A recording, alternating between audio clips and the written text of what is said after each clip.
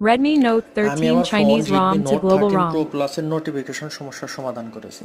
আপনারা জানেন যে Redmi Note 13 সিরিজের ফোনগুলো যেমন Redmi Note 13, Redmi Note 13 Pro অথবা Redmi Note 13 Pro Plus ফোনগুলোতে একটা নোটিফিকেশন ইস্যু আছে, যেখানে আপনাকেও কেউ মেসেজ অথবা ইমেইল করলে আপনি সাথে সাথে সেটা পান না। যেমন হোয়াটসঅ্যাপে, স্কাইপে, টেলিগ্রাম, মেসেঞ্জার কেউ মেসেজ দিলে আপনি সাথে সাথে আপনার পুশ নোটিফিকেশন হিসাবে ফোনে সেটা দেখায় না। ইভেন আপনাকে কেউ মেইল করলেও সেই মেইল পর্যন্ত আসে না যতক্ষণ না আপনি স্ক্রিন ওয়াক আপ করেন। তো এটা আমাদের জন্য অনেক বড় একটা সমস্যা। আমি মূলত এই সমস্যাটার সমাধান করেছি আমার ফোনে।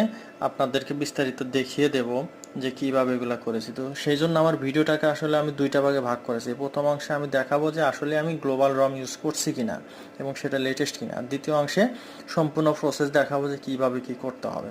তো আমি প্রথম অংশে আপনাদের আমার অ্যাবাউট ফোনে নিয়ে গেলাম, সেটিং থেকে অ্যাবাউট